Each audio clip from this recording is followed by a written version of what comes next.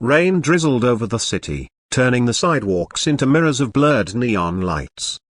Inside a small bakery on the corner of Ashland Avenue, David Carter stood at the counter, his hands trembling as he thumbed through his worn-out wallet.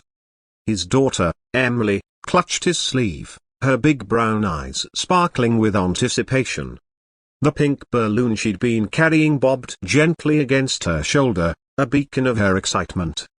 She was about to turn 7, and this cake was supposed to be the highlight of her small party. But David's wallet held only a few crumpled bills, barely enough to cover a simple cupcake, let alone a layered strawberry cake Emily had been dreaming of for months. The bakery clerk, a young woman with a polite smile and sympathetic eyes, gave him the total again. David's heart sank. He knew the answer before he even opened his mouth. "I'm sorry," he whispered, his voice nearly drowned by the hum of the coffee machines behind him. "Yeah, broken bar, I can't afford it today." He glanced at Emily, who tilted her head, confusion creeping across her face. "Maybe we can come back later," he added, forcing a smile he didn't feel. Emily's grip on his sleeve loosened. Her balloon drooped. The clerk's eyes softened, but she didn't know what else to say. David slid his wallet back into his pocket and gently steered Emily toward the door. Across the bakery, sitting at a corner table, a woman in a sleek navy suit had been quietly watching. She wasn't just Anania, this was Veronica Sterling, the CEO of Sterling Dynamics, a global tech conglomerate known for its ruthless efficiency and astronomical profits. She was in town for a series of meetings and had stopped at the bakery to grab a coffee before her next call.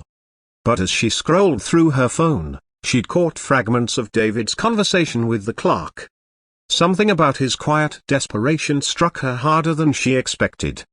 Veronica was no stranger to money or to seeing people without it. But something about the way David shielded his daughter from disappointment, the way his hand trembled as he spoke, pierced her usual armor. She watched him guide Emily toward the door, his shoulders slumped but his voice still soft and kind as he promised his little girl they'd figure something out. Veronica stared down at her untouched cappuccino. The bubbles on the foam swirled and popped. She'd built her empire by focusing on numbers, data, and results, not on feelings. Yet right now, she couldn't shake the image of Emily's balloon deflating in her small hand. Without fully realizing why, she stood and walked to the counter. "Excuse me," she said to the clerk. "That man and his daughter, what were they trying to buy?" The clerk hesitated. "A cake," she said softly. "Strawberry. For his daughter's birthday." "Is it still here?" Veronica asked. "Yes," the clerk said, gesturing toward a pastel box on the shelf. "It's already made." Veronica pulled a black card from her wallet. "I'll take it," she said. "And add some candles. Make sure it's wrapped nicely." The clerk blinked. "You're sure?" "Very." Veronica's voice left no room for doubt. "Also, give me their name if you have it." The clerk hesitated again, then glanced at the order slip. "David Carter," she murmured. "Pickup was for this morning." Veronica nodded, signed the receipt, and then glanced toward the window. David and Emily were just stepping off the curb, rain sprinkling on their jackets. Veronica's heels clicked against the tiled floor as she followed them outside, the pink box carefully balanced in her hands. "Excuse me," she called out.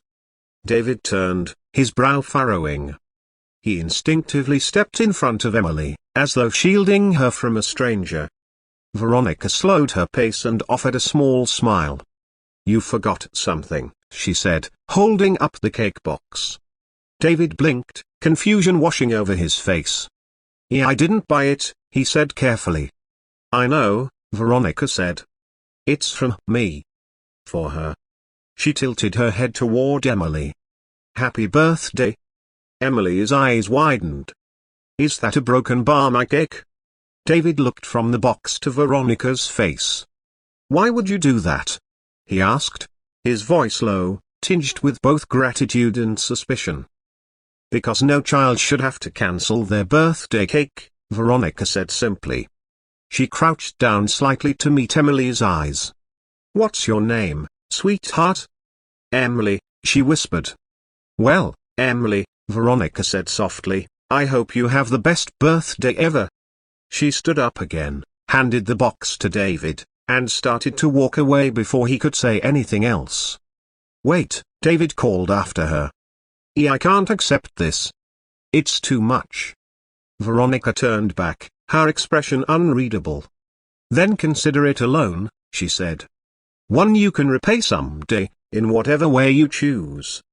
She disappeared into the drizzle before David could respond. That evening, in a tiny apartment lit by a single strand of fairy lights, Emily blew out her 7 candles. David watched her cheeks puff out as she made her wish, the flickering light casting shadows on the cracked walls. For a brief moment, everything felt normal. He'd picked up extra shifts at the warehouse lately, but the bills still stacked up higher than his paycheck. This small act of kindness from a stranger had given his daughter a memory she would never forget. But the story didn't end there. Veronica Sterling didn't usually think about the people she helped in passing. In fact, she almost never helped people in passing. But that night, as she sat in her penthouse suite, she kept thinking about David and Emily. She opened her laptop and, on an impulse, typed David Carter into a search bar. It took her less than a minute to find his public social media, a handful of posts about his daughter's birthday, a thank you to a kind stranger at the bakery, and a few older posts about working long shifts. He was a single father, working 2 jobs. His wife had passed away years ago. Emily had been diagnosed with asthma last winter. Veronica stared at the screen. The man was holding his life together with threadbare resolve, and yet he'd still tried to give his daughter a birthday to remember. Something about it tugged at a place in her heart she hadn't visited in years, back when her own father had been laid off from a factory, back when her mother had worked double shifts at a diner to keep food on the table. She knew what it was like to feel invisible to the world. The next morning, Veronica found herself driving to the warehouse listed on David's social media page. She told her driver to wait outside as she slipped in, blending with the stream of workers starting their shift. She found David near the loading docks, lifting boxes with a quiet efficiency. He looked up, startled, when he saw her. "You," he said. "What are you doing here?" "Checking in," Veronica said lightly. "Do you always work this hard?" David set down the box and wiped his brow. "As hard as I have to. Look, I appreciate what you did yesterday, but you don't have to." "I know I don't have to," she said, cutting him off. "But I want to. Tell me, David, if you had the chance to do something different with your life, would you take it?" He gave a dry laugh. "Doesn't everyone?" "I'm serious." He studied her face. "I don't know. My priority's Emily. She's everything." Veronica nodded. She liked that answer. "Good," she said. "Because I might have an opportunity for you." And just like that, David's world began to change.